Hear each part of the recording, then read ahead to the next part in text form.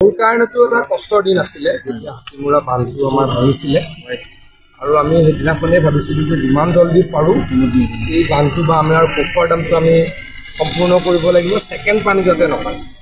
প্ৰথম পানীত মানুহে কষ্ট খালে, তাৰ কাৰণে আমিও কষ্ট পাইছোঁ।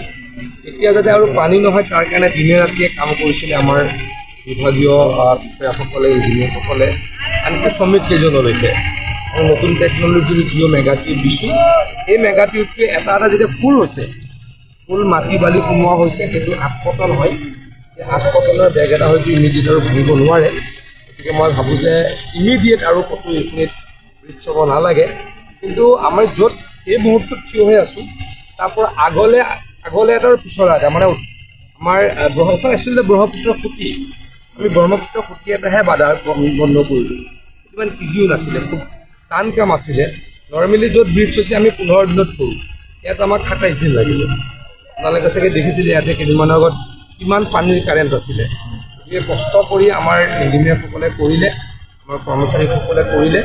এটাই মোৰ পৰামৰ্শ বা এটাই মোৰ তেওঁলোকৰ প্ৰতি কালি মই কালিয়ে কৈছিলোঁ তেখেতলোকক যে য'ত আমি এতিয়ালৈকে জিঅ' মেগা টিউব পেলালোঁ, তাৰ পৰা আগলৈ এটা আৰু পিছলৈ এটা, মানে দুই চাইডে আৰু দুটা মেগা টিউব যাতে দিওঁ আৰু যাতে ষ্ট্ৰং হয় তাৰ কাৰণে কাম কৰিবলৈকে নিৰ্দেশ দিওঁ। 15 আগষ্টৰ পূৰ্বে ক্ষতিগ্ৰস্ত পৰিয়ালসকলক ডেফিনেটলি পাব। চৰকাৰে এইটো কৰিয়ে আছে। 15 আগষ্টৰ আগতে হয়তো কেইদিনমান 12 তাৰিখে পোৱাৰ কথা আছিলে।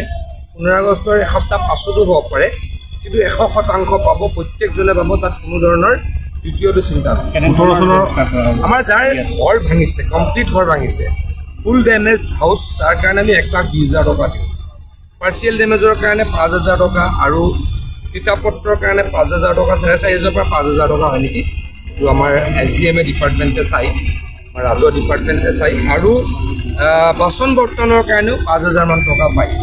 গোটেইখিনি অতি সোনকালে দিয়া হ'ব বুলি মই পশুধনৰ কাৰণে যিখিনি আছে এতিয়া মোৰ ৰিলিফ মেটেৰিয়েলত মই একচুৱেলি মই মোৰ ডিপাৰ্টমেণ্টে নাচাই যেতিয়া মই এটা এটাকৈ নাজানো, কিন্তু এটা জানো যে 1,20,000 টকা ফুল ডেমেজ হাউচত পায় আৰু পাৰ্চিয়েল ডেমেজত 5,000, 5,500 টকা পায়।